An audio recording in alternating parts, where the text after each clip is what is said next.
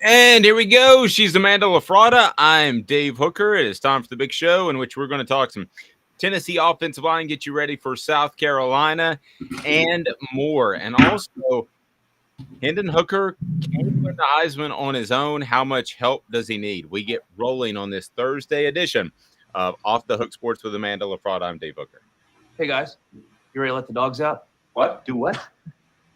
Let the dogs out. You know, like, ooh, let the dogs out. Ooh, ooh. Off the Hook, airing on offthehooksports.com. Your home for real news, real opinions, and what really matters about Tennessee athletics.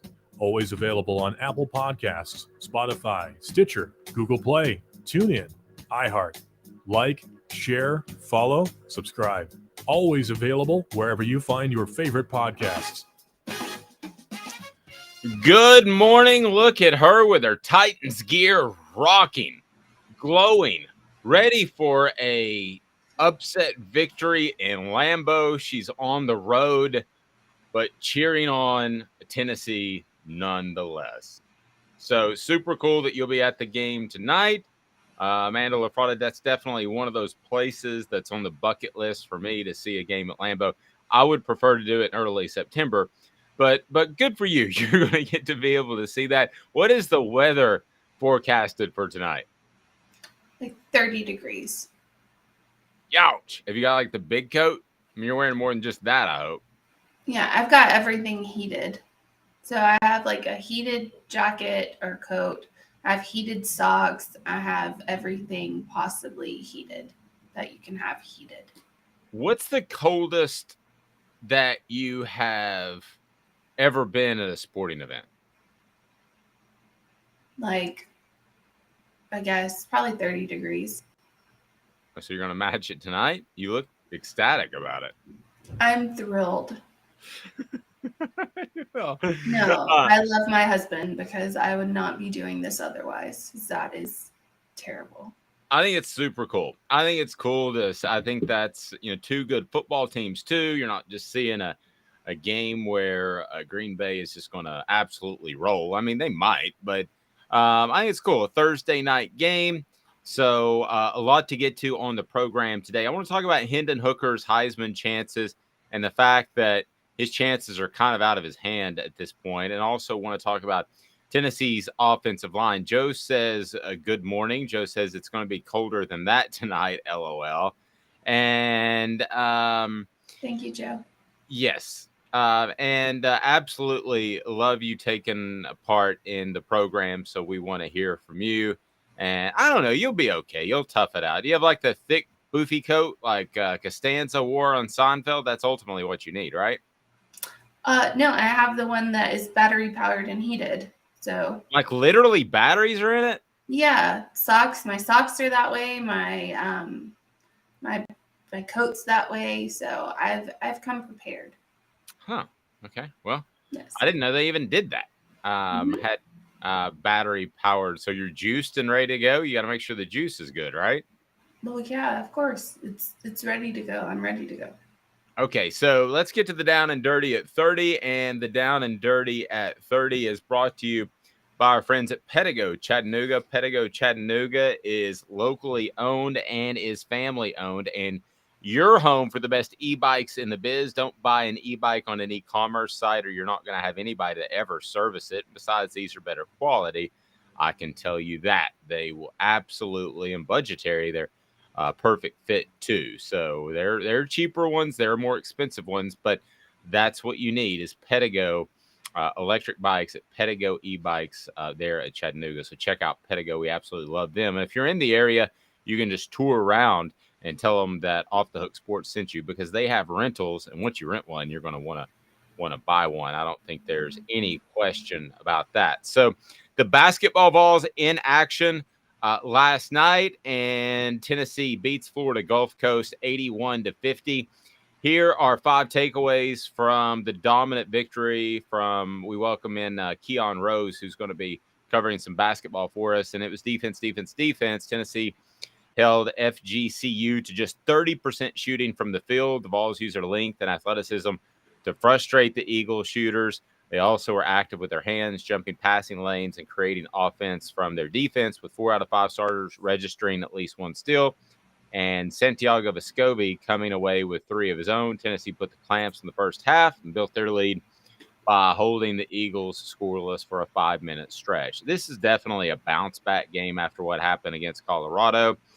They dominate the paint. Coach Rick Barnes said he wanted his team to be an inside-out team offensively. That showed, and something you don't hear a lot from coaches nowadays. Tennessee outscored FGCU 28-14 in the paint and dominated the glass with 11 rebounds and 41 boards on the night, 11 offensive rebounds, I should say. And Zakai Ziegler, who was ripped publicly because he was, quote, out of control, is what Rick Barnes said. A lot was made out of that criticism. Zakai Ziegler was the 6th man with the lineup shuffled around Zakai. He responded well, which is what you want. And it's okay to call a kid out. You really don't have time to do that in football season. Barnes previously described Zakai as wild. But coming off the bench, we'll see if that's the right spot for Zakai, who is a spark plug for the squad. The sophomore took care of the basketball, poured in 6 points. And I think that at some point you have to determine what you have in Zakai Ziegler. And I don't know that you have a bona fide night in and night out scorer, point guard, leader type. But you have a very good player. And Tennessee will take that. And Rick Barnes is good at maximizing those. So Josiah Jordan-James returned to the starting lineup. Was much needed as Rick Barnes moved away from Zakai. James put up 18 points, including 4 shots from long range. Olivier Nakua also added 18 points, scoring efficiently and forcing the issue to get some opportunities from the free throw line. Last, the jump, they got better. Every jump shooting team's nightmare is exactly what happened when the Vols faced Colorado. They turned the ball over more than they would have liked. They shot an abysmal 25% from the field, which included 27% shooting from deep. In short, that's not good. The remedy, Tennessee shot the ball much, much better. And basketball is that sport where you can come out of left field and shoot the ball really, really well and upset a team.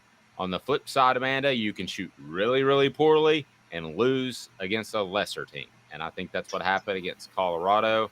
And I think that's why it's basketball. That's why March Madness is exciting, because it's one and done. So, they just have to be more consistent. I do like the fact that they're going to try to score inside out if the shots aren't falling. But we'll see. And something tells me Ziegler will get another chance to be a starter. I believe. I'm sure he will. I mean, after what he did last season, I don't see why he wouldn't. Maybe he just needed to calm down a little bit. Maybe that's what Rick Barnes' criticism was about. But I think he'll be on the starting lineup. Yep. He did not need any chill pills last night, so he was good. Brittany says it's a big deal because people are so soft now. I think that Rick is such a good coach, player developer, because he will call his players out. Tough love is necessary.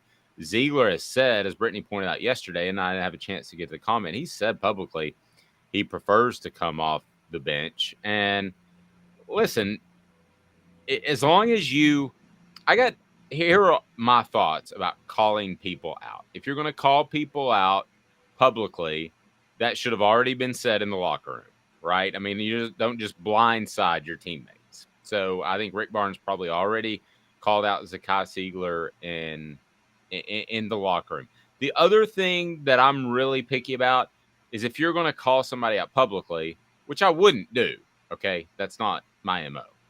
But if you are, call them out by name. Don't say this team needs to, because then everybody's on the defensive and nobody has any idea who you're talking about.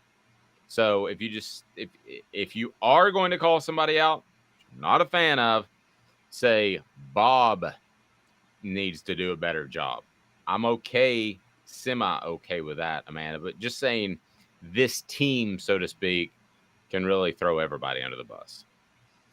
Well, I think that, again, and I've made this point before, but the NIL changes everything. I mean, it changes everything. You're no longer a student athlete. You're no longer not getting paid. You can't go after coaches for calling out, their their athletes whenever these athletes are now getting paid to play.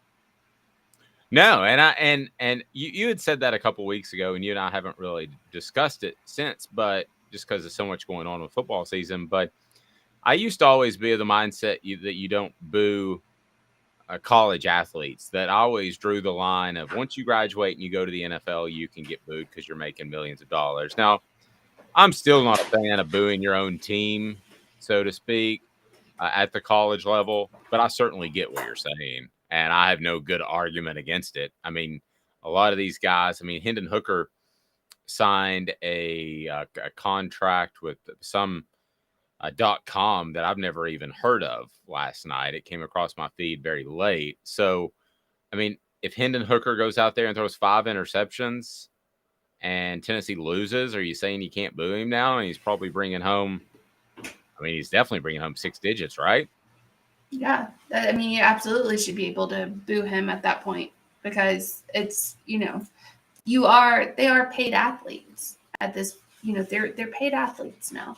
They're not, I understood not booing them for, before because they weren't making any money, quote unquote, weren't making any money. They were amateurs. They were students, or they're supposed to be students before they were anything else. However, now they're getting paid, and they're getting paid a lot of money. Like, especially if you're Hendon Hooker, you're getting paid a lot of money. So now it's completely fair for you to boo them. Let me ask you this, though.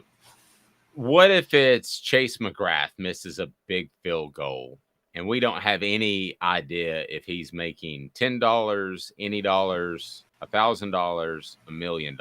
Because a lot of that is up in the air and kept behind closed doors. I'm just picking him out of nowhere. But what if he misses that Alabama field goal? Is it okay to boo him and rip him on social media? Yeah, it's still okay because it doesn't matter how much you're getting paid. You're getting paid. This is now your job. You're no longer a student athlete. You are now a professional athlete.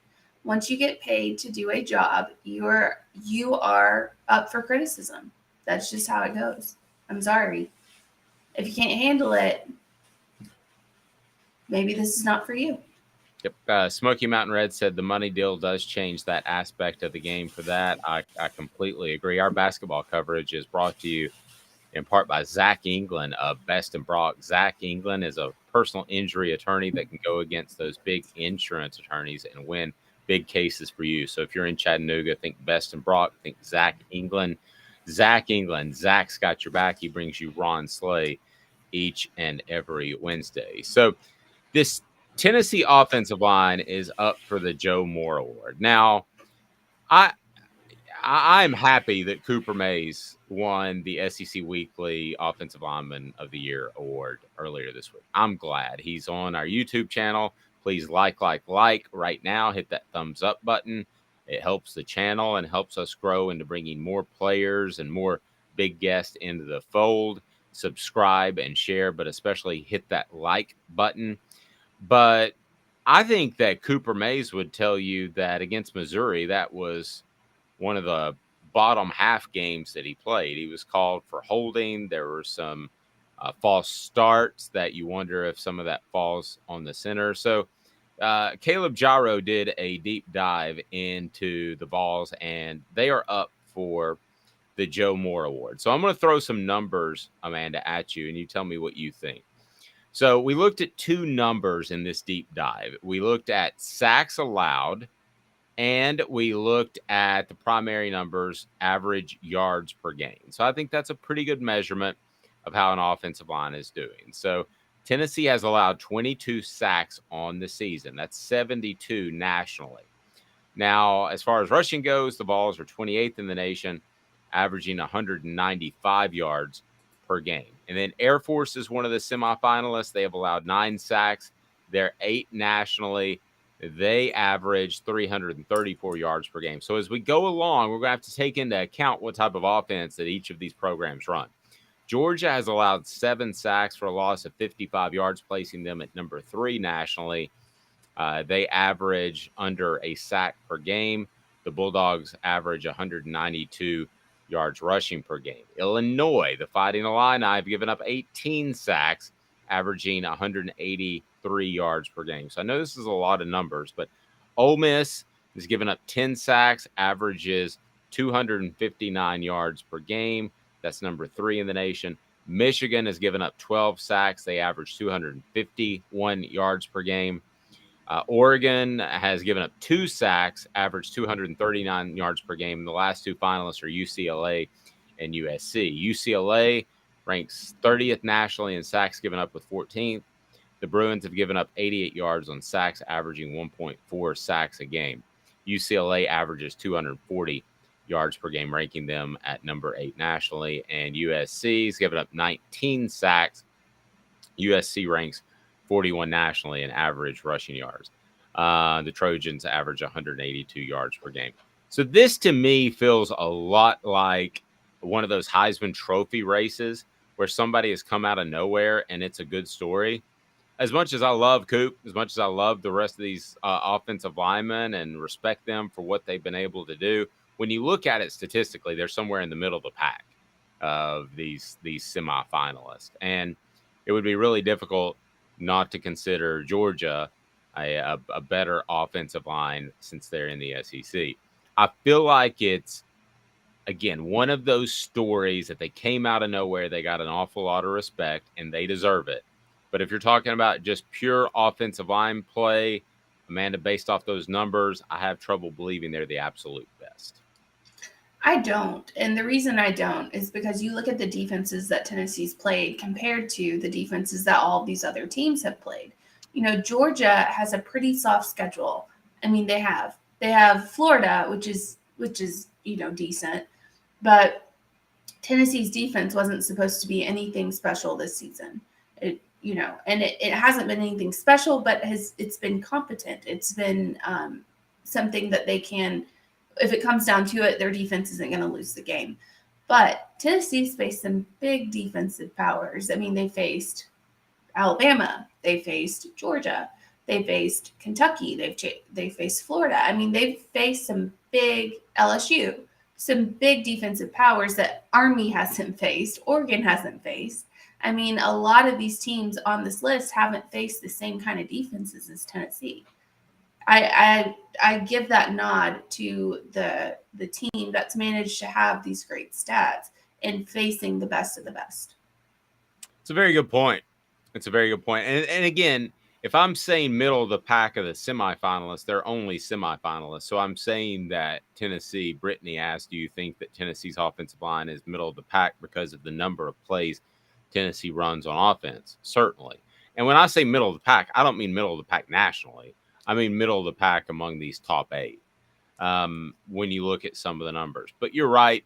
There is a vast difference in competition level between what a Navy plays and what a Texas or Tennessee or what all these other programs play. So, I mean, that is a very fair point. If I look at it from the eye test, I think that Tennessee's offensive line is an A, and I would have them a solid A over the course of the season, maybe an A- because of Georgia and some mistakes that they made against Missouri. But coming into the season, Amanda, what were Tennessee fans hoping for? A C+, a slightly above average offensive line. So I give big time kudos to what Tennessee's coaching staff has done. And Amanda, I mentioned this before. I thought moving Darnell Wright from left to right was a mistake. Left tackle to right tackle. That hasn't been a mistake. That's worked out darn good. Yeah, it's worked out really well. And I think these coaches deserve that credit, but I think the players also deserve that credit. You don't see Hendon Hooker get up limping. You don't see Hendon Hooker, grabbing an arm, a shoulder, or whatever after plays. And there's a reason, because people don't get to Hendon Hooker as much as they get to other quarterbacks around the nation. I mean, we've seen big-time quarterbacks go down with injuries this season. Will Levis can't stay healthy to save his life. Poor guy. Because his offensive line is just absolutely abysmal. And Bryce Young went down. So you have to give this credit to this Tennessee offensive line, because at one point, it's not just how good your quarterback is and how stout and whatever he is. It's how good your offensive line is in protecting him. And I think they've done a really good job doing that. I agree. Kevin said it's the offensive line of the best offense in the country. It has to be elite. Again, I think, Amanda, you would back me on this. I'm talking about they're one of the top 8 in the nation. That's pretty elite. I mean, there's 120 schools. I mean, I not you. I'm nitpicking a little bit, and I think they certainly deserve to be semifinalists in that award. So, Kevin, please don't take that the wrong way. I just thought it would be interesting to look at how they compared statistically to other teams that are up for that award. Joe says the line has been savvy too, like take a hold then every once in a while rather than your quarterback getting blown up. Yeah, I mean, I think that happened against Missouri. I think that there were times that they got out of position with poor footwork, and you're better off holding. At that point, I don't care if you have to tackle the guy from behind, Amanda. I mean, tonight you'll be at that game where the Packers are playing, okay? Aaron Rodgers is one of the all-time greats. He would tell, and so would the coaches, one of his offensive linemen, if you get beat because you're in a bad position, tackle the dude. Because the worst thing that could happen would be Aaron Rodgers to get hurt. You could say the same thing for Ryan Tannehill at Tennessee. Yeah, that would be the worst thing is Aaron Rodgers goes down. But I mean, we've seen it this season. Aaron Rodgers he's gotten sacked quite a few times this year already. But Hendon Hooker does not get sacked quite a few times. I mean, he's there. This offensive line deserves a lot of credit. That's all I'm saying. What are you looking forward to most about the game tonight before we get to today's tough question? What am I looking to forward? Oh. I can tell you mine. May I share mine first? Sure, go ahead. I would not eat all day so I could eat as many brats as possible. I love brats. They're my favorite thing. If my family would allow it, they would replace turkey as the Thanksgiving dinner. I love brats. So that's what I would do. But I like them without the bun, with just the pepper and the onions, like in a bowl. I'm really weird. But I love brats. So, like, if I were you and your husband, David, I would not be eating all day so that I could force feed myself as many brats as possible. That makes me want to vomit. Thank you, Dave. Thank you. So, what are you looking forward to most? So kind. Sorry. I honestly not that much. I'm not gonna lie. Not looking forward to that much. No. It is gonna be freezing. I'm gonna be so cold. And I know I have heated stuff, but I get cold in 60-something degree weather. So it's not like it's something that, I'm used to. I don't like the cold. I would rather be 100 degrees and burning up than 30-degree weather. So it's gonna be rough for me.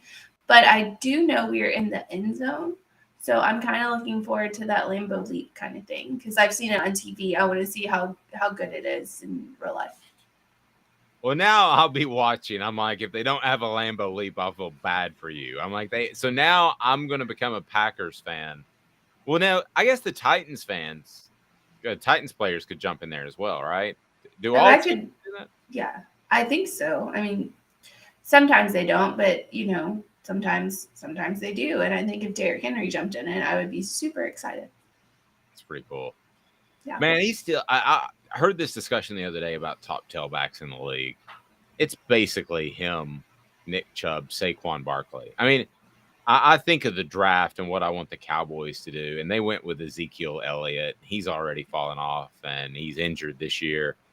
Man, if you draft a running back high, what's the best case scenario that he's a good player? 1 in 10. They just don't last. I mean, dudes that big are not supposed to run into each other, Amanda. That's a rule. Yeah, pretty much. But you have to also go for the, running back that's shown that they will pretty much do anything to be good in that position. Show that they will work hard, that they will do whatever it takes to be, a top running back, and they don't ever give up. There's a lot of people who don't do that, who are motivated by money, who are motivated by fame or whatever. And I think we can all say that Zeke is one of them. you know, he got the check and then he lost the motivation. I don't think Derrick Henry gets the check and he doesn't. That's not his motivation. His motivation is to be one of the best, and I think he's going to go down in history as one of the best. I agree. I'll tell you. Can I tell an Uncle Dave recruiting story real quick? The one team that told him that he'd be better off at defensive end actually was in recruiting. It was the University of Alabama. They told him that he would be better off at defensive end, and that was it sounds crazy now, but back in the day, that was actually thought to be a pretty common thought that he should play defensive end at Alabama. And credit to that young man who said, "No, I want to play running back," and still went to the one school that was very honest with him and said, "I think you would grow into a fantastic defensive end. You get hit less, all of that." He does. Somebody said Eddie George's pedigree. I guess somewhat he reminds me of Eddie George. I don't think, and this sounds like blasphemy, he's as powerful. I don't think Eddie George is as powerful as Derrick Henry. I think Eddie George had slightly better lateral, but I'm trying to think of the best power back before Derrick Henry. Ouch. I think you're going back years, like the Nigerian nightmare, Christian Okoye. Do you remember him? No, I do not. I think you would. Right after him, Barry Word, another Chief, was one. By the way, talk that the Chiefs could be one of the teams that play about half their games in Europe after the Munich thing went wild. Like everybody was singing "Sweet Caroline." That was like a huge event. No, They they do were like, singing. It wasn't Sweet Caroline. It was Country Roads. yeah, they were singing both of them. Oh, I didn't know they got Sweet Caroline in there. I just heard Country Roads. Yeah, they love drinking songs and American football. So let's just go take it over.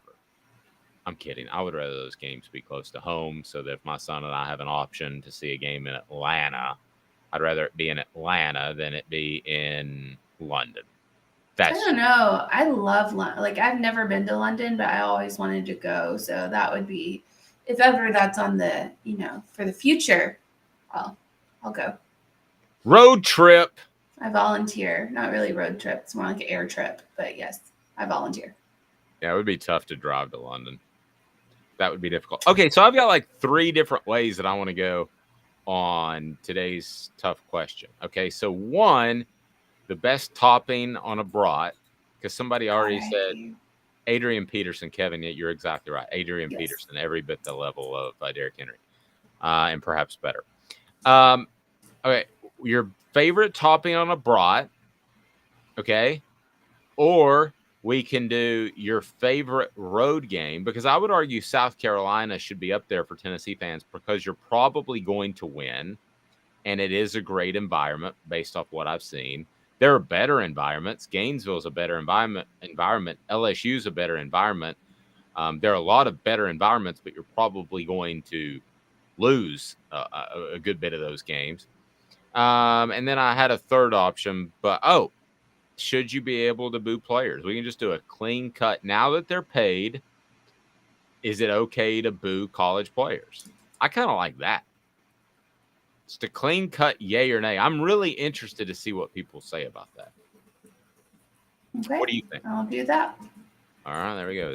I want to remind you that Zul Beer Company, xulbeer.com, if you're listening on an audio platform, is the official craft beer of Off the Hook Sports, and it is time for today's tough question. We do that right now. We do our research. Have you done your research? We're working like heck. Today's tough question. What's the real debate? You sipping my Soupe Guadalupe? Exclusively on Off the Hook Sports with Dave Hooker and Amanda LaFrada. You drinking my sake kimosabi? Oh, my God.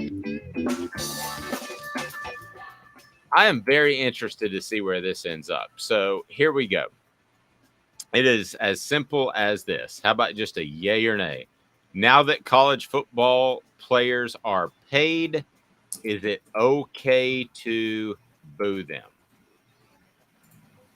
So I still lean towards not, but I certainly get Amanda's point. So let's discuss that. Today's tough question, and we'll ask Chris Landry what he thinks about it. Today's tough question is brought to you by Guardian Investment Advisors, and all you have to do is go to GIAplantoday.com, GIAplantoday.com, and they are going to make sure that you get the best financial advisement, and they're going to tell you exactly why they believe the move that they suggest is the right one for your money. So you have a good understanding of what is going on. So again, Guardian Investment Advisors, they are fantastic, and they can certainly take care of you in these high inflation times. Chris Landry up next, the coach, right after this. Today's tough question. Vote on the Twitter. Is it okay to boo college athletes now that they are paid? 2 minutes, and then Chris Landry after this. Has risen to the highest level in over 40 years, according to the April 2022 U.S. inflation calculator. Will your investments provide you the income you need in retirement? Are you losing purchasing power of your savings due to inflation? Simply stated, if the cost of goods and services are 8% higher and you're only earning 4% in your investments, that money buys you less of what you need. Right now is the time to act. Call Guardian Investment Advisors today. Hey folks, Gary Viles here. I want to personally invite you to North Knoxville's newest sports bar and restaurant. It's Big Orange Phillies, located in Black Oak Center. And yes folks, it's happening in Halls. Big Orange Phillies offers family-friendly environment with homemade meals and the best deli-style subs around. Billiards, darts, jukebox, shuffleboard, and cornhole, and a full bar. We also offer valet parking on weekends and during special events. We even have a covered back patio. It's happening at Big Orange Phillies. We want, we need, and we appreciate your business. Hi, Mike Davis here with City Heating and Air, reminding you to always dare to compare. Our team provides quality local heating and air service, installation, and maintenance across East Tennessee. We use only the best equipment like American Standard heating and air conditioning for your residential, new construction, or commercial needs. Honesty, dependability, and customer satisfaction have been the cornerstones of our business since 1961. City Heat and Air. Dare to compare. This is Al's Nest Barbecue Supply, so come on in and see all the different rubs and sauces we have, plus the complete line of Green Mountain Grills. Don't be overwhelmed. We have plenty of help so you can produce the best barbecue and amaze your family and friends. Barbecue is America's food, and we'll do what we can to bring you all the best products. We're Al's Nest Barbecue, where Chattanooga goes to grill.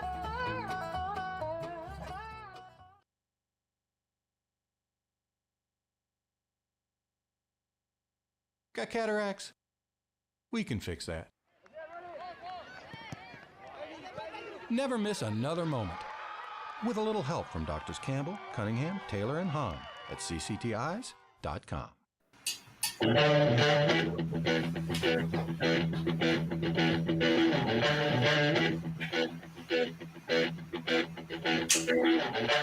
Please allow me to introduce myself. I'm Lane, Will, and Trace. I'm the king of rock. Welcome back. She's Amanda LaFrada with a new light. What happened there? Did you add a light? I turned off the lights behind me. Oh, I thought your glowing personality was coming through even stronger as usual. I swear, Dave, if you keep using the word glowing. You do have I have a glow to me as well, and I didn't realize this because I bought these lights, and on Saturday Night Live they were making fun of some politician, and I don't know which one, but she had the very same light that I bought at Walgreens, and she's holding it in front of herself, and she goes, "Yes, I look like I'm from heaven because of this light." And I've got two of them. It's the very same light. It's like $30 at Walgreens. It's pretty cool. Chris Landry is always glowing. He never needs a light. Chris, how are you, sir? I don't know about that. I'm doing well. Hope you guys are well. Yeah, we are. So, Amanda, as you can see, she is tightened up. She is ready to go to Lambeau tonight. She is in Wisconsin. Are you really? Hey, how cold is it, Amanda? How cold It's freezing. It's freezing. freezing. I caught the weather briefly last night, and apparently it's like cold everywhere. There must be something big going, because it's like, well, it's cold here in South Louisiana, but it's like cold everywhere. I don't know if you guys watched the match in college football last night, but yeah, in Michigan, it was so much snow. I mean, it was coming in sheets, and I know Buffalo this week is expecting a ton. So yeah, well, dress warm, sweetie. Thank you. I'm gonna try because I hate cold weather, so I'm gonna try to dress warm. Hey, speaking of that, did you ever have a player that just, by golly, no matter what you did not play well in the cold? That really sincerely affected him. Oh, sure. I mean, it happens. It happens. The biggest thing, though, is windy weather. That has more of an effect on anything. More effect than rain, more effect than snow.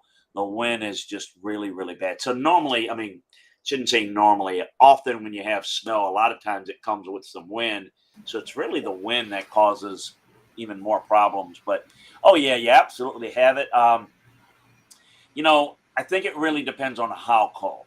I mean, it to me, when it gets like, 30, that's still fine. When it gets to like consistently, and I coached in Cleveland with the Browns, and I grew up in South Louisiana, and when it gets like 15, and it's just, and it's wind, and then, of course, for people who don't know, the old Cleveland Stadium and the new one is right on Lake Erie. And when we say right on Lake Erie, we don't mean it's kind of near it. I mean, literally, you can take a pitching wedge and hit it into Lake Erie. It is not far. That was difficult. Your hands, they're. But I'm going to tell you, David and Amanda, it was worse in the old days because now they have these tackified gloves. Used to have those cotton gloves. Well, those things get wet. That make you colder, but that's all you had back then.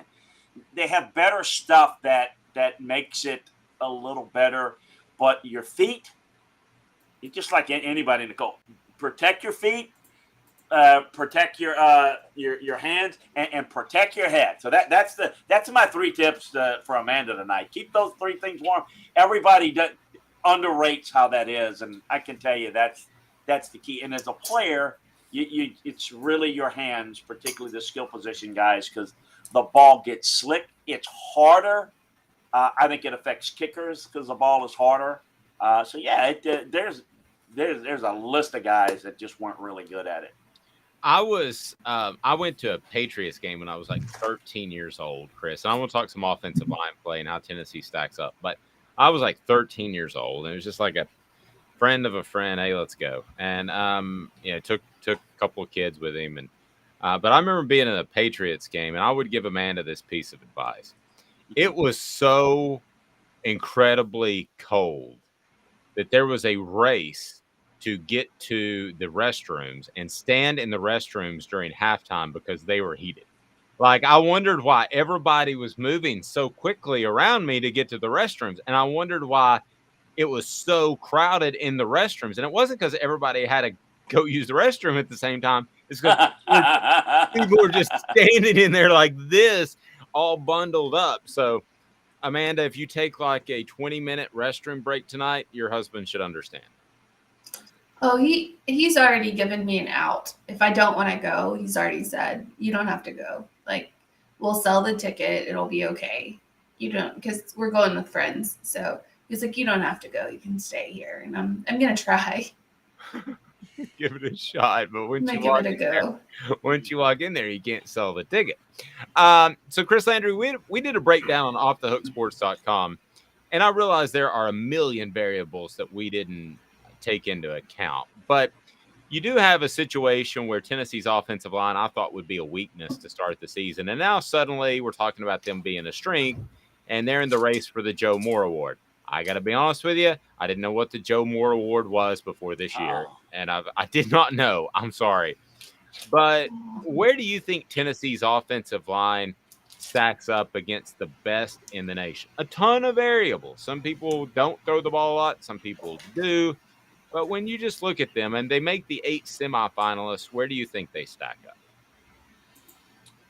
I could put them as high as for what they do, second in the SEC behind Georgia. I think the big thing is, you can't use stats. There's no such thing as stats on offensive line.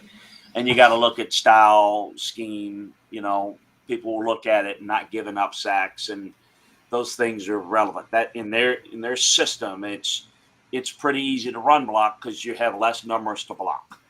So you can't look at rushing yards because basically, if you're grading the offensive line, the reason why they run the football so well is because they throw it so well and they vacate guys out of the run box defensively, so it's easier to run. You've got less guys to block.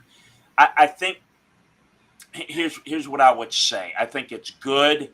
I think it's not Michigan, it's not Georgia, it's not any, in my opinion, any one of the true best lines.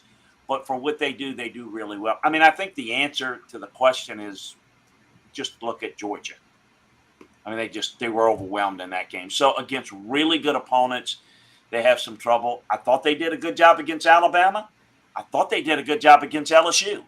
Those are pretty good defensive fronts. So that's two really good performances against two good defensive fronts that I'd give them a real positive. Against Georgia, they couldn't handle blitz pickup. But a lot of that wasn't on the offensive line because the blitz pressure is part of an ineffective blocking scheme and lack of experience, lack of obviously awareness of where the blitz pressure was coming from, and they didn't do a very good job with it. That's not all on the offensive line, but I'd say it's pretty good for what they do in that scheme.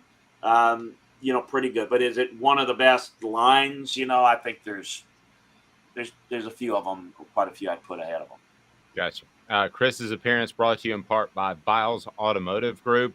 Vols Automotive Group, they're on Callahan, and they're about integrity. We only work with people that are about integrity, and we say that we either do business with each of our advertisers or would if we need their services. Vols Automotive Group definitely falls under that category. They want, they need, and they appreciate your business, and their car selection and repair service shop is just fantastic. Amanda? Let's talk Spencer Rattler in South Carolina, since that's where we're headed this Saturday. What do you see as Spencer Rattler's real issues at South Carolina? How do you see that getting better? Do you think he can do anything against Tennessee? Well, to the latter point, I mean, he's had a couple of games where he lit it up and played well, so that's always possible. But the biggest issue that he's had is South Carolina, same one he had at Oklahoma. It's why they really were ready to move on from him. He has no pocket awareness. He doesn't have great vision. His eyes, drop down when pressure's around him. So he misses a lot of open guys. He just doesn't really process things very well from a quarterback position. So, and they haven't done the best job with him either. With a guy like that, Marcus Satterfield's under a lot of criticism and pressure there because they don't do things. They're things you can do tempo-wise and half-field reads that could make it a little bit easier. And I think when they've done some of that, they've been a little bit better. But he's just very, very limited from the ability to see the field. So the instincts and awareness is what hurts him. He's got physical gifts to throw the football. I mean, you could see that on tape when he was coming out of, Arizona on the West Coast. You'd see he's a really, really productive guy. But that's the biggest issue with Spencer. And I don't know that it's getting a whole lot better. It's why he was benched there for a freshman quarterback at Oklahoma at the time, who's now obviously Caleb Williams is at USC.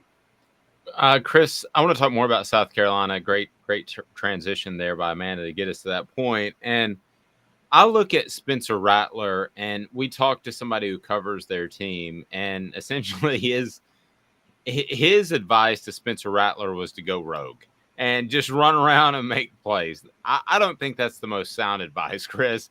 But that being said, could South Carolina do a better job of maximizing his ability? And the guy I think of is Jonathan Crompton at Tennessee. How the last half of his senior year, they rolled him out of the pocket. They made the reads a little bit more simple because he admittedly has said on this show that he had some confidence issues because of what happened before Lane Kiffin took over.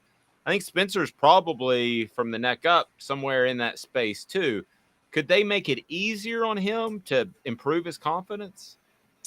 Yeah, absolutely. As I mentioned, I think that he struggled, but I've mentioned this before. I don't think South Carolina is particularly well coached. I don't think that staff is what I would call top shelf. I know there's a lot of hype about Shane and, his last name, and, he does all the interviews and he gets a lot of the media excited. Just, from a football standpoint, pretty average.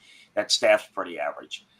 Yeah, I think there's some things you can do to make it better, simplified, easier for him, to allow him to play fast is what we call it, to where you can speed up the process where you don't give them. You see it all the time. You see them, really well coached teams do a good job maximizing it. I mean, look, let's just take what Brian Kelly and those guys did with Jaden Daniels. That's a guy that didn't have any confidence. He was very frustrated. It took them a little while because they didn't know him. I mean, he just came in this offseason.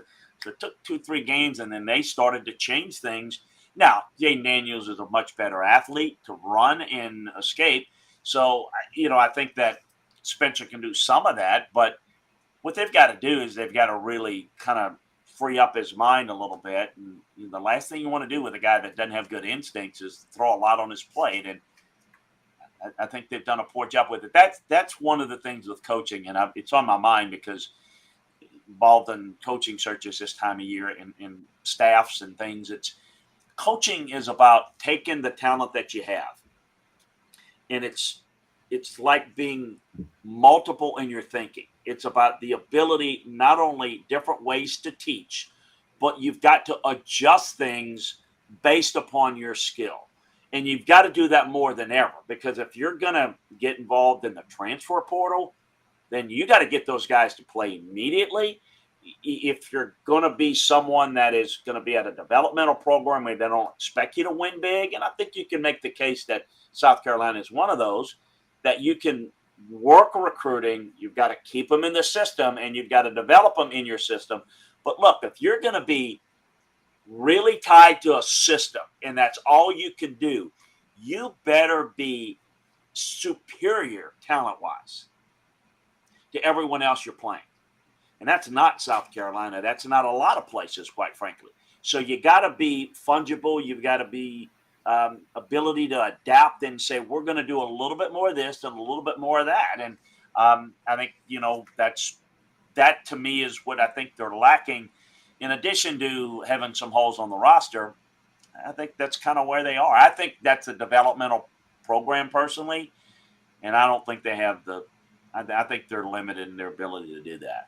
So you're talking about Nebraska, those late 90s teams. They're going to run triple option. That's what they're going to do. Well, and they had superior talent, and it was in a different era, and you didn't have guys transfer. And what they did is they used all their scholarships mostly on skill position guys, because what they did is they took all those big guys that in the walk-on program, and they had the best weight room program in the country. They brought them in, and they all pounded on them, got all the baby fat off to develop their strength, and they were redshirted.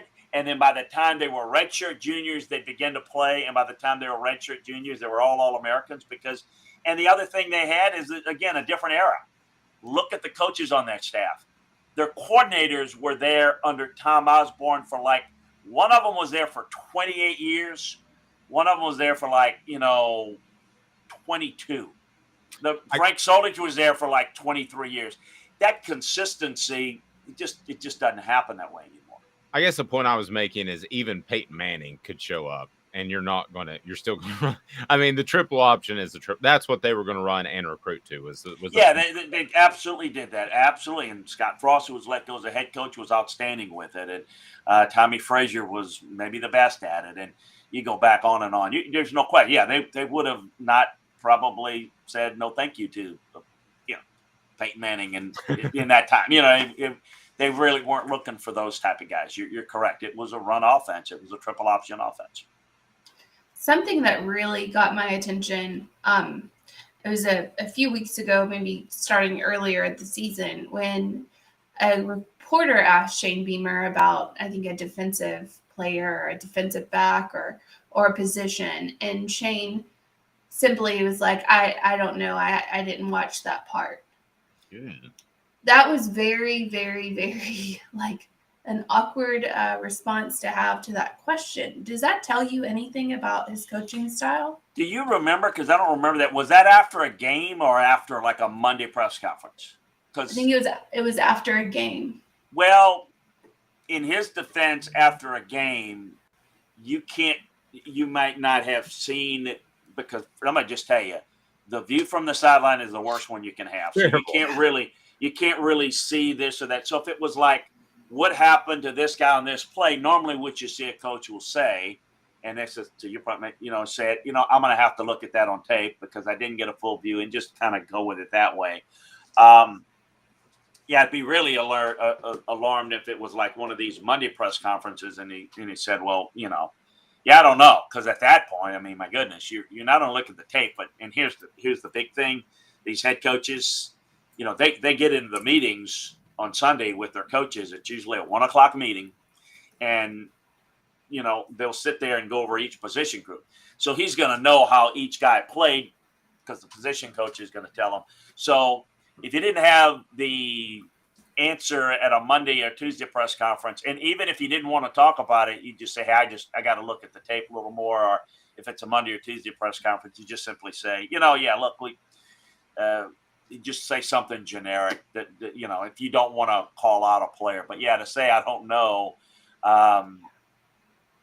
during the course of the game, I'm gonna give him a pass if it was right after the game. I tell you this, the worst one I've ever seen, and again, this just goes to show you, is Steve Spurrier when he was at South Carolina. I don't know if you guys remember it. It's got to be somewhere on YouTube. Pull it up. So it's at, and they gave up a couple of big plays, and somebody asked Steve Spurrier at the end of the game, what were you running that coverage? I said, I don't know. And he tells the PR guy, go get him. And I forget who the defense. He brought in the defensive coordinator in front of everybody and said, yeah, well, and he said, so what we're running, man?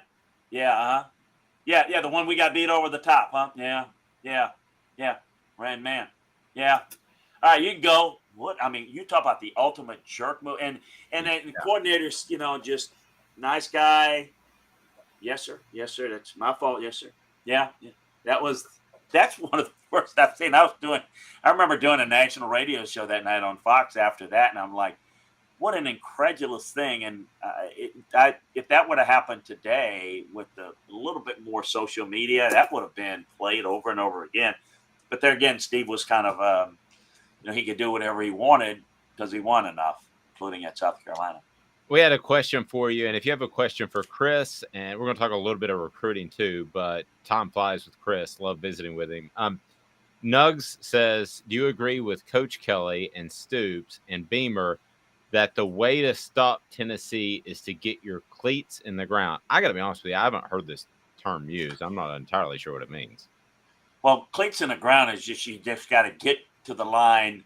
You've got to get to the defensively get set up quickly. Well, that's so it means you got to be ready. You got to be ready. That's all it means. Meaning the term cleats in the ground comes from you've got to literally have your cleats in the ground in a position in your starting technique. You can't be making adjustments and then at the snap of the ball, then you're getting in. But that's not a scheme, to our caller or poster. That's not a scheme. That is generic. Of course, you've got to get ready for the snap. The key to defend Tennessee, you've got to be able to defend their run with minimal numbers so that you can have maximum guys in coverage. So you've got to play split safeties so the safeties can help out the corners deep on the deep routes, which means that you've got to defend the run with numbers so that you can at least have a couple of linebackers over the middle in drop zones, but you've got to be able to defend the run with a really good defensive line so that they can't run the football. If you've got to put extra numbers in the box, that's Tennessee's offense. Tennessee's offense is they'll read numbers. If they've got a safety cheating towards the line of scrimmage, they're going to throw it. All those big throws where they get those receivers deep, that's because there's not enough guys in coverage. Because if they stay back, they just hand it off and run it. That's all their offense is. So if you're good enough and talented enough, like Georgia, to be able to defend that without putting numbers, you can win. Alabama had to put Marco Helms in the box. Every time they put him in the box, what did they do? Over the top, over the top. You stay deep, they ran the football. So that's the real key to it. But getting the cleats in the ground is not a scheme. It's just a position to get ready, and then it's what you do after the snap, of course. But you got to be ready to execute it. Not enough people can execute it. The good defensive teams, though, with good defensive talent that can defend the run. That's the biggest misnomer is, well, you got to stop their passing game. No, you got to stop Tennessee's run game. Because if you can stop the run game without putting extra numbers, that gives you a chance to stop the passing game. If you can't do that, they're going to run the football, and they're going to force you to play numbers in the box. Then they beat you in the pass. That's the key. Gotcha. Okay. It's crazy. As long as I've been around football, I've not heard that term. It's a new buzzword, Dave. So it's not something. It's just, and it's just you better get ready to go. And you know what it coincides with, Dave and Amanda? It's the fast tempo offense. Because it's like, we use a term, you get your cleats on the ground. All that means is get ready at the snap. Well, against fast tempo offenses, what you need to do? What do you need? You don't have the amount of time to make checks, get lined up, make adjustments. You just got to go in there and play. And that's what we use the term cleats in the ground, which is, again, kind of the goofy buzzword that, we never really use that. That's kind of a new invoked thing now that people throw. Who's really great about that is, I love it because some of the media, somebody did it yesterday, and I don't know what he said, but I was on another show, and somebody threw one of these buzzwords, a media guy, Dave, you'd love this, but in a press conference, to Nick Saban, and he said, I've been around 40 years. I never heard, it's just, I'm going to try to be smart and get the coach with, what do you think? It might have been like blue, I don't know. And it was just a blue collar player. And it was like, just like, it reminded me of Bobby Knight when they said, you get your game face on, and Bobby Knight was the ultimate jerk. He did that. Game face, so it was, anyway. I can remember a young reporter one time asking, so what's the game plan for Georgia? And he was basically asking, he was a student, and he was a student at the newspaper. He was just asking something inane for Philip Fulmer to say, play tough, play hard, that sort of nonsense. But it just struck Philip as wrong. And he said, why would I sit here and tell you the game plan against somebody we're about to It was uncomfortable for everyone. And I always felt bad for the young ones that they're trying and they may make an honest mistake. You explain it. The ones that get me are the know-it-alls. Like, I'm the smart Alex or the smart what. Those are the guys that you don't mind getting put in their place because they really think they got all the answers. So, and coaches know that, and their media director, sports information director knows that. So that's why they get that. Plus, we're kind of an ornery bunch. No. Yeah, we're just kind of. I went into every press conference thinking to myself that I am mostly ignorant about the questions I'm asking, and my job is to learn and be unignorant by the time we walk out of here. That was my goal anyway. So I tell you, who's not ignorant when it comes to real estate. It's AndyMasonRealEstate.com. Don't make a mistake going with another realtor. You'll cost yourself thousands or tens of thousands of dollars. I made that mistake, and now I only will do real estate business with AndyMasonRealEstate.com. You can go fill out the form, be in contact with Andy Mason. He works all across the Knoxville area, and he will make sure that he does two things. One, gives you the best service. Two, gives you the absolute best prices. I don't know how you can beat that, Amanda. We saw Scott Frost at Nebraska. We saw him fail, just horribly fail. But we know he was at UCF before Heupel was at UCF, and Heupel followed in his footsteps.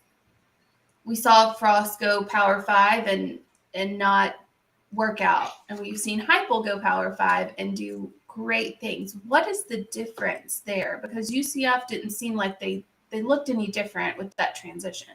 You know, and here's what's amazing, and again, it's on my mind, and I talk with people in coaching searches. You just don't know sometimes, because the ultimate success at UCF was when Scott was there. I mean, they were better. When Josh took over at UCF, that program slipped.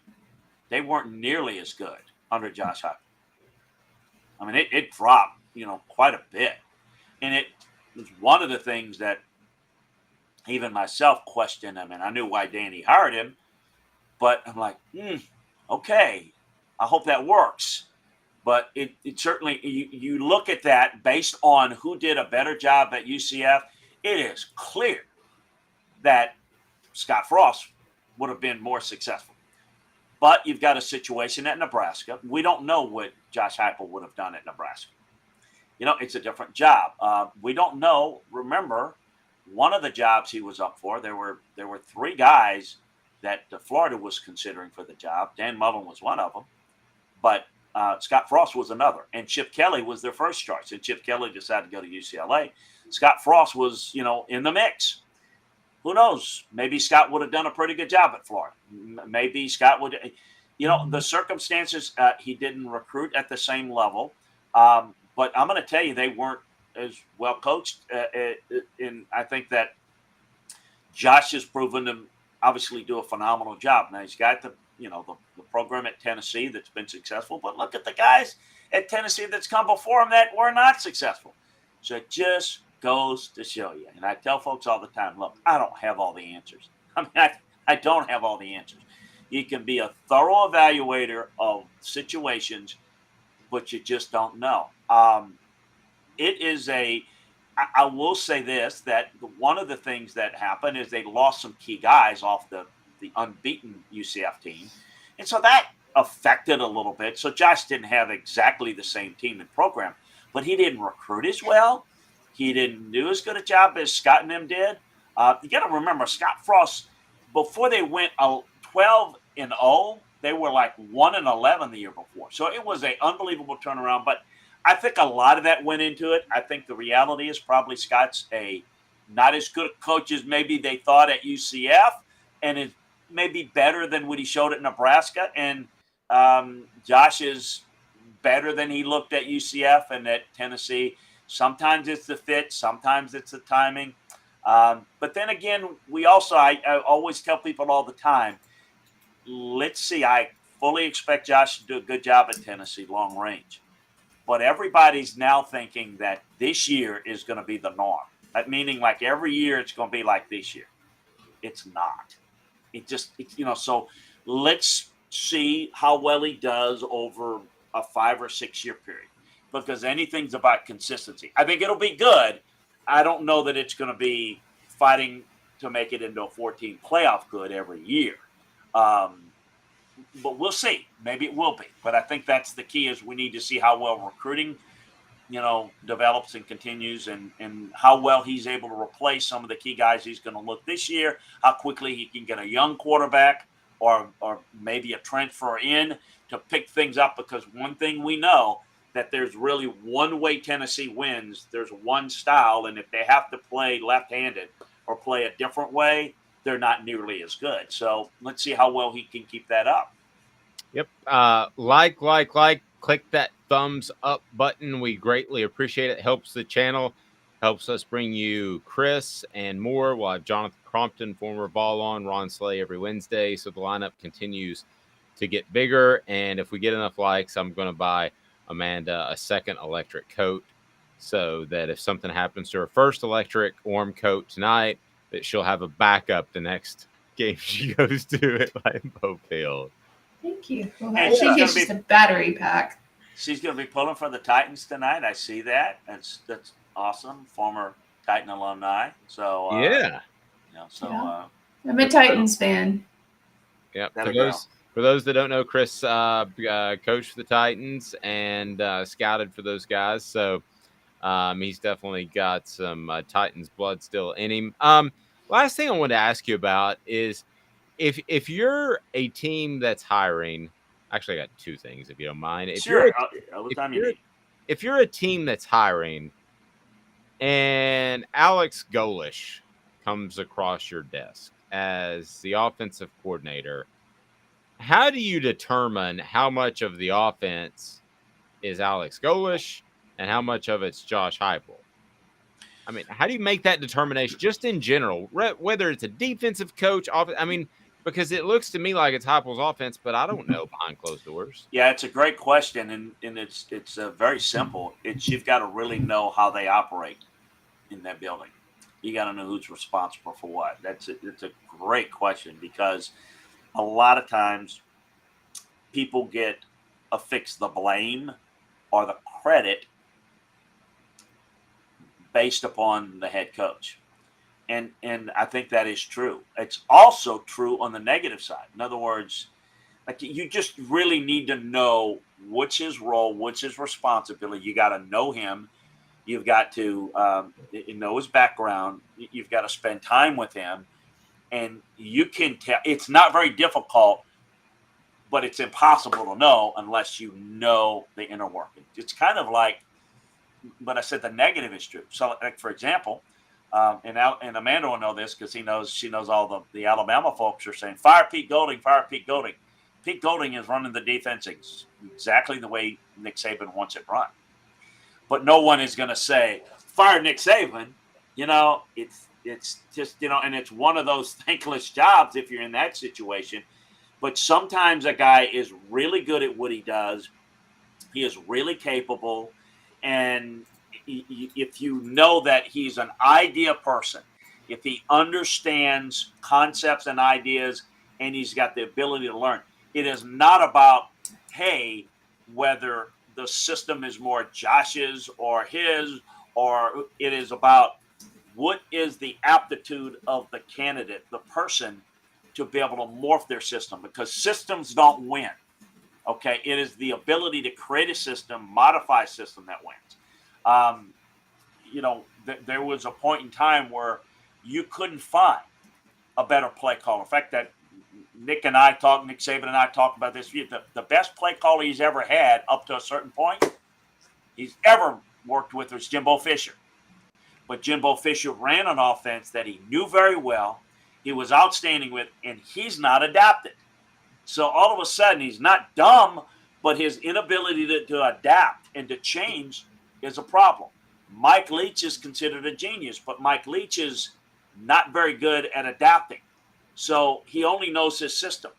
Lane Kiffin is an example of somebody that runs a completely different offense than he ran at USC. He created a different offense that Saban said, this is what I want. I want to run RPO. I want to have run pass balance. I want to have a 4-minute offensive style. You figured, and in the 6 weeks he was a consultant, he came up with it. And now he's running a different system at Ole Miss. That's coaching. That's adaptation. Some guys are good at adapting. Some guys are not. So the answer is not whether he is responsible or not responsible. It's more about what is his aptitude to be able to take concepts and build it on his own. And that's really what I look for. So I really don't look at the result. I look at the process that creates the result. Speaking of Lane Kiffin, the coaching carousel continues. And I know it's been a couple of days since we talked about this. What are you hearing out there? What are the rumors? Where is Kiffin going? Well, here's the kind of what I'm understanding is obviously the guy behind the scenes, Jimmy Sexton, is working this. So here's what's going on there. Auburn is having to decide, are they going to give him, because this is what it's going to take to get him, is they're going to need to be kind of one of those Jimbo Fisher type contracts. 10-year, and again, this is probably the time that would make you nervous if you're John Cohen in Auburn to say, do we want to be in the same situation that A&M's in? Do we feel Lane's worth it? Why are they doing that? Because, well, there is a state law in Mississippi that you can only have a 4-year contract. So the head coaches there can only have a 4-year deal. Now, there are workarounds. They can have a automatically renewable 4-year contract that automatically renews every year, so it's always 4 years. I don't know what Auburn's willing to commit, because here's the thing. They owed and owe, and in the process, well, I think they paid half of it and are still paying the other half on time, $40 million to Gus Malzahn. So the Central Florida coach is getting paid $40 million. Half of it had to be within 30 days. And guess what? Brian Harsin, the same deal. So between all of that, it's close to $100 million that they're on for people, dead money, that people are not coaching. And so now do they feel strongly that Lane Kiffin is enough of the guy that they're going to have to put that type of money in play? Some people are thinking, well, can we get Hugh Freeze cheaper, and would he be just as good? They're having those types of discussions at Auburn right now. But for Lane to leave, and we've talked about Lane, he's definitely feels like that the ceiling's lower at Ole Miss than a place like Auburn, but he's also with that is going to want not only the NIL money, which is going to be there, larger pool for assistants, which are going to be there, but he's going to want his money. And I don't think it's all about money, but he's going to want to have the security to get that, or else, why move? But I think he's not long for Ole Miss. I don't know that there's another job. Right now, there's not another job that he'd leave for. But we don't know what might come up. Last year, I think there were several jobs he was interested in. So I think if he's back at Ole Miss next year, it's because the Auburn situation didn't work out for whatever reason. Either way, I still think I can tell you he is not comfortable with the NIL situation at Ole Miss. It is not to the level. He's been in those meetings and he's not happy. That is absolutely. He's mentioned that. He's mentioned that I haven't talked to him this season, but he's telling friends in the coaching profession that I'm not going to be able to compete at a championship level here at Ole Miss with the type of NIL deal that other places are getting. So he's concerned about that, and yet he's maybe headed towards a back-to-back 10-win seasons, which really they don't do that at Ole Miss. So that's kind of the story there. They're not everybody's on board with Hugh Freeze there, but I think there's maybe a fallback candidate like a Joe Witt of the Cowboys, who's obviously his dad and he's got the Auburn connections. Don't get the sense that Matt Rule is interested in it, even though people throw out his name. Jeff Grimes of Baylor, the offensive coordinator, is certainly a guy they've looked at and studied. Dan Lanning, and timing is not right for him to leave Auburn at Oregon after 1 year for Auburn. So that's kind of the story there. But Lane is not a done deal that he's going to Auburn, but we'll see if he can get something he's comfortable with. And maybe Auburn calls his bluff, and maybe he still wants to leave, and maybe he'll take a deal that's less than right now what the asking price is. Don't know. That's part of the negotiations. For Jimmy Sexton, he might end up getting Hugh Freeze a big deal to go into the SEC. And one thing I will say that he will get out of it, he's going to get a huge raise to stay at Ole Miss if he stays, and they'll figure that out. So there's no question that Jimmy Sexton is going to, as he normally does, make a lot of money through this process for both of his guys and for himself. Click that thumbs up button, like.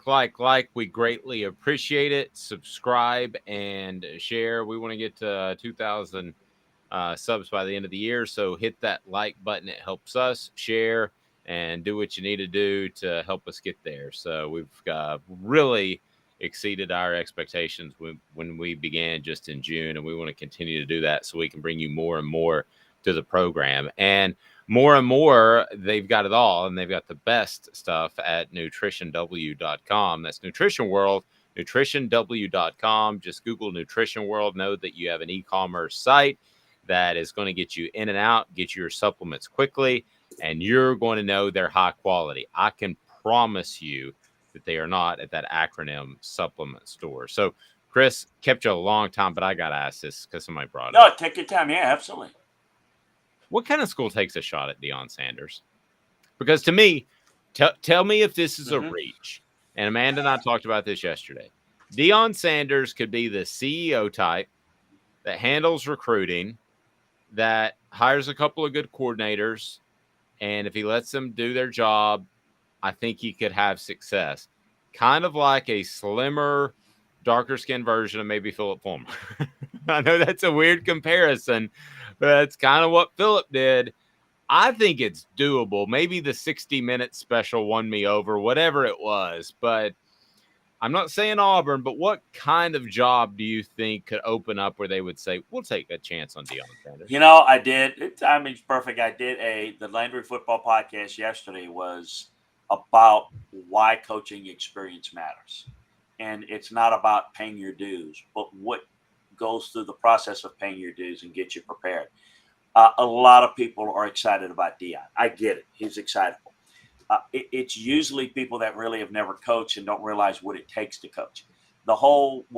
Here's the thing about being a figurehead head coach. Okay.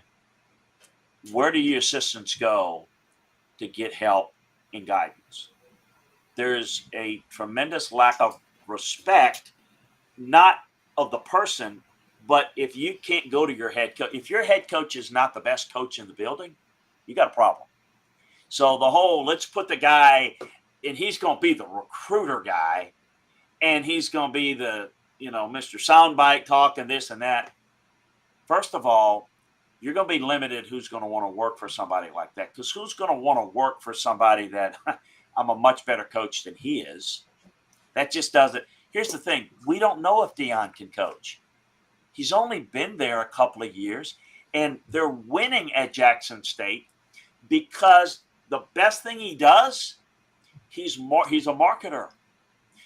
All of these guys, they say it's not true. I can tell you we know it for a fact.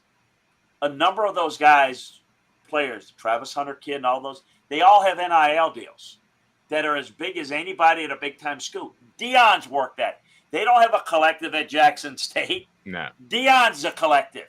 Deion can go to Barstool. Deion can go to a number of places that he's got business, and he can get those guys. So when he coaches against the teams that he plays against, he is like way more talented. Well, I mean, it's like you think like, well, Alabama's got more talent. No. There's not as much of a gap. There's a huge gap between Jackson State and anybody they play. Way big. And let's call it what it is. Because of the money that the coaching staffs and the SWAC, not that good. It doesn't take much to be able to just put your talent out there and win. But when you go into a bigger time level, then you have the talent gap and the NIL gap is going to be narrowed. So then you've got to rely on coaching. Well, we don't know. I'm not saying Deion can't coach. We don't know. He hasn't coached enough. So at a place like Auburn, really? You're going to sit there, and I know you're not saying it, but you're going to well, let's see if he can coach at Auburn. Yet there's everybody say, oh, what a great idea. Be a disaster. It'd be a disaster. And particularly if it didn't work as much as he talks, you know how that would come across and what he would do. And so who's going to take it? I would at least consider it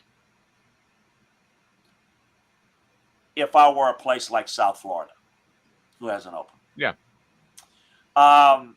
Because the alternative is you can get better coaches at South Florida. I mean, guys that are experienced, that are good coaches. But who are you going to move the needle? You've fallen behind. You don't have an on-campus stadium like UCF has. If you bring in Deion, the best thing that he can do, raise money. You know, maybe he can do things for South Florida to get them caught up with UCF. Even though he may not be a great coach, we don't know. In time he may be. But he could be in a position to do some of those things a little bit out of the spotlight. There's some other issues with Deion that I don't really care to get into, but like the Prime Academy and the high school, there's some shady stuff that went on there that when anybody that's studying into the background, that would come to the surface big. It ain't going to come to the surface at Jackson State. But if you're at a big-time program, maybe even at South Florida, if you start getting the media to look into that, that's going to be a potential problem and embarrassing for a lot of people. So I think there's a lot of, I would say, to a place like South Florida, if you wanted to take that chance, the alternatives, and you wouldn't have to pay him a ton because he can make outside money. So a place like that is where I would do it. And if you could do that for 4 or 5 years and win there, then you can look at, maybe a place like his alma mater, Florida State. But to me, that's where I think the issue is. You can't run the risk if you have a big-time program to hire somebody that, not saying he's good, he's not good. He hadn't done anything to evaluate. He hasn't been a coach long enough. And it's the same thing with a Cadillac Williams. Folks, it's the same thing with Jeff Saturday with the Colts. Peyton Manning's not qualified to be the head coach of the Colts. Nobody, it's not about, it's about, because you're a great player and a smart player, that's a completely different discipline than being a coach. You've got to look at it a whole different way. I worked with Ozzie Newsome and Mike Munchak, 2 players that are in the Hall of Fame. And outstanding people and workers. They were lost when they got their first job in coaching because everything that they did as a player and how they looked at film and saw the game, all of a sudden they're having to coach other people.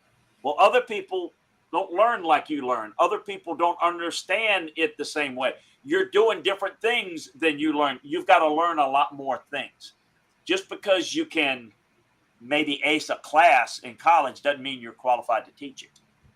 And those are the things that I think people who've never coached don't get. It's not about paying your dues. Hell, if somebody's qualified to get the job, I don't care about paying your dues and starting off in the mailroom. That's stuff. It's about what you learn in that process. And I sat there with Mike and I sat there with Ozzie, shared office space with them, and their eyes were – and Ozzie started off in coaching, then had to learn scouting, and he didn't know – he struggled. We went out on a road trip, and he sat there and asked me on a plane, he says, how do you evaluate receivers? How do you evaluate tight ends? I'm like, Ozzie, you're Hall of Fame tight end, if anybody knows. He knew how to do it, but he didn't know how to evaluate it. And those are things that just you don't learn in a 20-minute conversation. You learn over experience. Just like when you get an education, you don't learn everything by 5th grade. It's you go move on and on. That's the thing that people miss. And I think figurehead guys, that sounds good, but then what do you do when you need you're handicapping your staff by somebody at the top that's not really good at it? Ed Orgeron, great recruiter, good defensive line coach, far more qualified than any of the people we talk about to get a head coaching job. Yet he was limited as an ability as a football guy being a head coach. He's a great recruiter. He was good at that. But there's one season that was really good for him. Got Joe Burrow, and that was kind of the team Joe Burrow kind of led that team. It was the leader of the team, and it worked. But was it sustainable? Yes, maybe the greatest team, one of the greatest teams we've seen in 20 years. But look at it struggled before, and look how it collapsed after.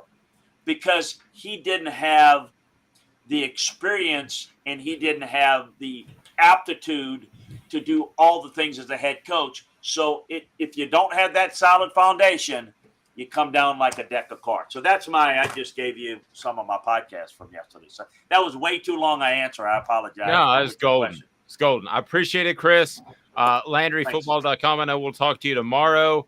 Have a blessed day. I really appreciate the time. Thanks a bunch. Have a good time, Amanda. Stay warm. God bless. Take care. Thank you. Bye-bye.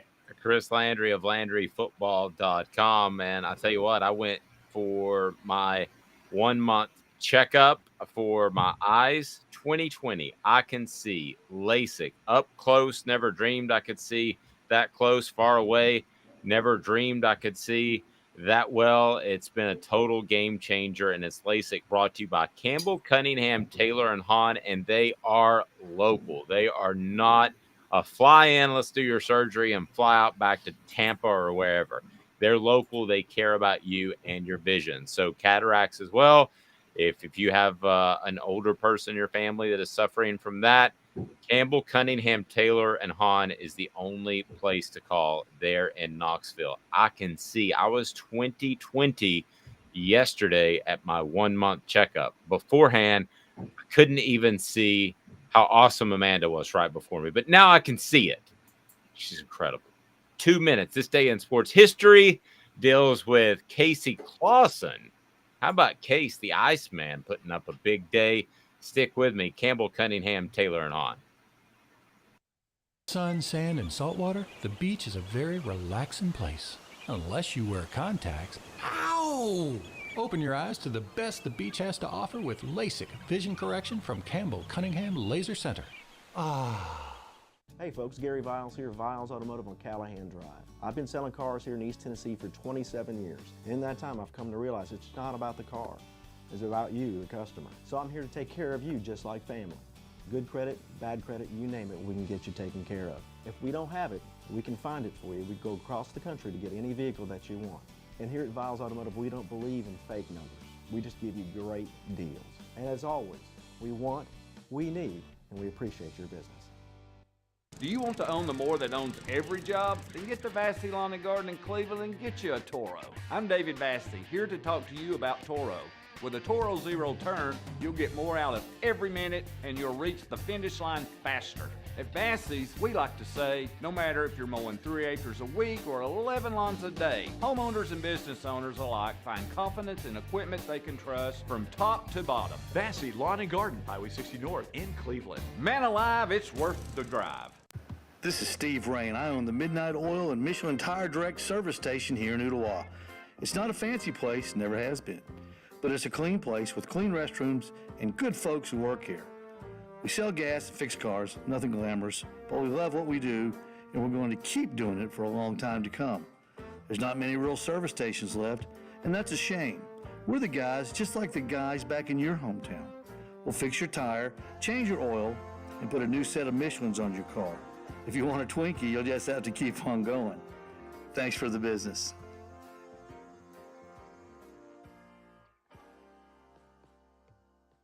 In sports history, putting things in perspective, exclusively on Off the Hook Sports with Dave Hooker. You're so old. When you were a kid, rainbows were black and white. And Amanda LaFrada. New kids on the block just called.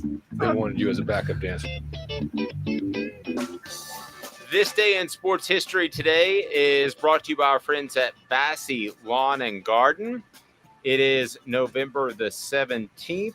Vassy Lawn and Garden, man alive, it's worth the drive, whether you're talking about the industrial mowers, whether you're talking about the commercial mowers or residential mowers. We're about to pick up a blower, as a matter of fact, today, and they've got the blowers, the edgers, the trimmers, all that you need. So November 17th, 2001, the number 6 Vols defeat Kentucky 38-35 with Alex Wall's 44-yard field goal with 2:49 left in the fourth quarter.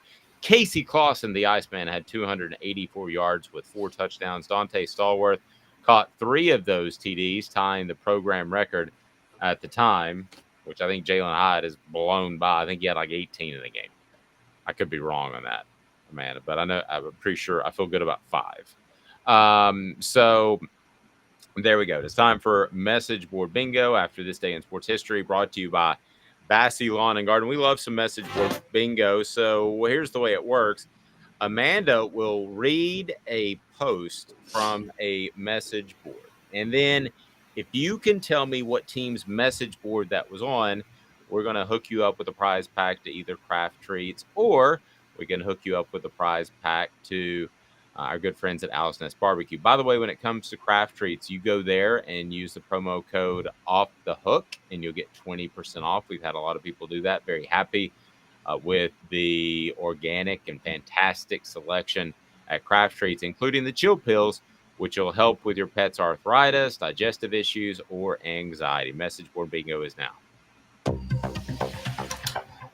We can afford Ryan Day. He's making $9 million a year. In 5 years, the man has lost 4 games. Go get him. Man, I'm going to give it 10 seconds. I think I know who it is, and I think they're insane. If you want to post on the message board, maybe we can get a winner. Is that Auburn? No. Okay. I was wrong. Nugs thought Auburn. Who else? We have another. Now, how about Nebraska? Nope. We have an A. I don't know what an A means. Would that be A&M? A&M. Yes, it's A&M. All right, Texas A&M. So congratulations, Nugs. You can email me. I believe you have my email address, and we will certainly hook you up. So I want you to stay warm tonight, young lady. That is my directive. Thank you. I'm going to try. You have no choice but to stay warm. So you're going to think warm in your head. You're going to think of Miami just the whole time. Just think of Key West. It's all mental. It's all up here. No, it's not. I hate the cold, and I absolutely just fall apart like just some sort of pile of cards. Yeah, the cold is not fun. It's not. I hate the cold. I'm the person that has, like, our hotel room is on 73 because that's where I live. So. Well, if you're having any HVAC issues at your home, you know that City Heating and Air Conditioning is who you need to call. They're all about integrity. City Heat and Air, cityheatandair.com. City Heating and Air Conditioning, Brittany says no, pack no. And that's what Amanda will be chanting as she'll be at the Green Bay, Tennessee game. She's a huge Tennessee fan. So house divided, because her husband's from Wisconsin and he's a huge Green Bay fan. Yes. He's a gigantic Green Bay Packer fan. He's everything Wisconsin fan that you can think of. He was a bat boy for the Brewers. I mean, he's solid Wisconsin through and through. I thought of him when I was watching news radio the other day. The news director's name is David, and he's from Wisconsin. And it's kind of one of the center points of the show. You should watch that show. Have you seen that before? I have not. Very good. Very good. Days gone past where where a radio station was just electric. Nowadays, it's more like The Walking Dead. But anyway, it won't be like The Walking Dead when I have my appointment this afternoon at Big Orange Phillies. Big Orange Phillies in North Knoxville and Maynardville Pike is a great place to have business appointments, but it's an even better place to watch the games. Great food, family-friendly environment. They've got darts, they've got billiards, they've got it all. They've got cornhole. Big Orange Phillies on Maynardville Pike, convenient to Maynardville, convenient to also anywhere there in North Knoxville. So if you're looking for a place to watch the game and not freeze tonight, it would be Big Orange Phillies. So you stay safe. Are you 100% going, or even thinking about selling a ticket? I'm 100% in. I mean, I bought these tickets for David's birthday, so I have to go. I've been wedged into those corners before in a marriage. Well, have a fantastic time and enjoy it. Go eat as many brats as you can. But you don't like brats. Have a blessed day. And to all of our listeners out there, we greatly appreciate it. You've got more time to hit that like button, like. We want to grow the channel. We want to get to 2,000 subscribers by the end of the year, and we want you to be a part of that. I can't thank all of you that have been with us from day one. We greatly appreciate it. But let's grow this thing. Already added Jonathan Crompton. We've added Ron Slay, and we're going to add more in the coming weeks. So we're looking forward to that. She's Amanda LaFrada. I'm Dave Hooker. This has been a presentation